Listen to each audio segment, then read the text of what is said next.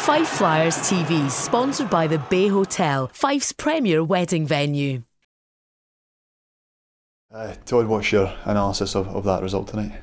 Well, obviously that's a huge disappointment. I think if you look at the game in the whole, we controlled big portions of it by playing the way we should. We come out of that first period 2-0, come out of that first period 2-0, and then we go into the second, and I mean it's clear as day. You're probably watching the same game I was. Selfishness creeps in. We start throwing pucks up the middle, giving pucks away, and we got out of the period unscathed, but that's not the hockey club we want to be. The way we played in that second period was how we got ourselves in trouble against Dundee. Zero commitment to finishing the game off that you have firm control of. I mean, we really did. So we let them know that, and we came back out in the third, and for the first 10 minutes of that period, much the same. I think if Shea finishes that wide open net, 3-0, it's hard to find a way back, but scrambly, run into penalty trouble, and once it goes to overtime, I mean, we've seen the overtimes, anything can happen, and we were on our back foot, and my personal opinion, we have a few guys that are used to getting a few more points than they have, rather than buy into what we're trying to accomplish as a team. It's relying on some individual efforts, and it's hurting us as a hockey club right now. There was a crucial moment in that third period when it was 2-0. Looked like Justin Fox potentially had been tripped and went up the other end, and then they won a penalty and then scored from that power play. Was that a crucial defining moment? Well, 100%. I mean, like I said, for big portions of that game, excluding a not great second period, we were in control of the game, but you give up a power play goal with a 2-0 lead.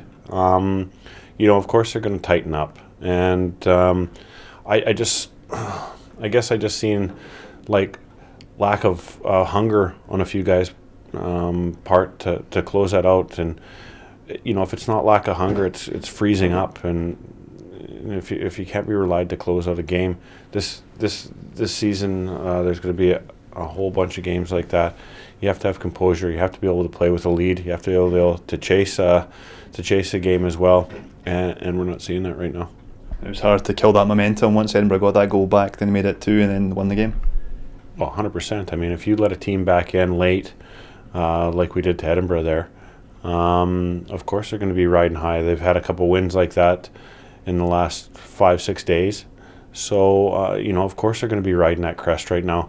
But I'll reiterate, I mean, we were all watching the same hockey game. We were in control of that hockey game. This team here found a way to lose that. Is there any positives, things you like to see different, obviously, in the game tomorrow away to Dundee Stars? Well, I think that you see when we're moving our feet and we're getting close and supporting the puck, and there's actually an ounce of physicality in our lineup, we look good. But I mean, I can't point out enough that I can't put up with selfishness. It's got to be carved out of the lineup and adjusted quickly, because if that's going to happen, if guys are going to put themselves ahead of this team getting 2 points, they don't belong in this team. These Challenge Cup games are a good way to try and shake off the rust a little bit before getting into the league games, the conference games? That's that's a good question. It'd be easy for me to say, yeah, shaking off the rust and we got better, but no, definitely not. This club showed what they can do against when they beat Nottingham here. They came back from Belfast the night before, got home at 6 in the morning, and came out and played their best game of the season.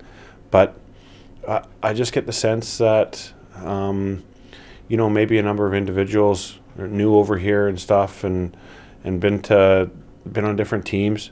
I don't know if they fully understand how important it is to play 60 minutes every weekend in front of this crowd. That's the team that I sold, to this, to our directors and supporters, and right now it's not being delivered.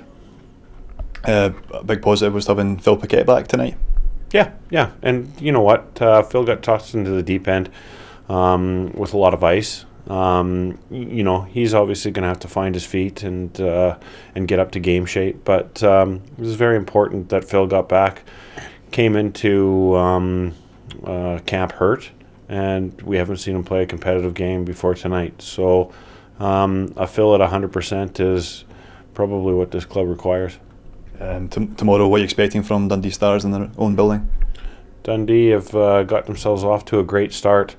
Young, hungry, fast, not afraid, and they're committed. A few attributes I'd like to inject into my lineup right now, and it's going to be a tough task. I know they were in Belfast tonight. They won in overtime, so they'll be riding high as well. I think we got to look in the mirror, and you know, we're going to have to come out from a performance. That's 3 in a row right now, and as I said to you at the start of the year, that's unacceptable. I know that my bosses certainly aren't going to accept that, and neither am I. And given the points that Edinburgh Capitals have picked up in the past week, how competitive is really going to be a dogfight to get into those Challenge Cup places to qualify for the next round? Yeah, Challenge Cup, and I think, like, you know, more importantly, like, it's given us a good look at what our division's going to be like. We haven't seen Manchester yet, but they've been playing very well.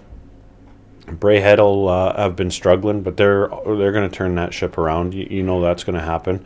I think it's important to point out that club was missing 4 key imports as well tonight. You know, and that's, you know, a daunting prospect. You put in a couple key guys, they're going to be even better. You know what? I mean, it's definitely gut check for this ice hockey club right now. I will say this: like, when they're committed and they're going hard and everybody's rolling, we're good. When guys disappear and guys, there's lack of effort, we become a substandard ice hockey club. And you know, we'll evaluate here in the upcoming weeks, but if changes need to be made, they're going to have to be made early, because it's unacceptable. And you know, we have a long, proud tradition of good ice hockey in this building, and it's something that we'll want to keep going. James Isaacs, is there any possibility of him staying on longer than this weekend? James Isaacs isn't going to be remaining with us. Obviously, I'd like to thank him for his service to the club. Tomorrow will be his last game. He's come in and done a good job for us. We've been looking at a long time to get a left-handed defenseman into this lineup. That's something that's been ongoing from the summer. I recognize that deficiency. We need to get you know, somebody solid back there, and somebody who's going to be a leader, because we're just lacking just that individual who take the team on his shoulders right now and lead them into battle. So hopefully one of them becomes available. I know we're already looking, but I'm sure there's a few other teams looking as well right now. Cheers, Todd. Thank you. Thank you. The Bay Hotel, where your dream wedding becomes reality. Visit us at thebayhotel.net.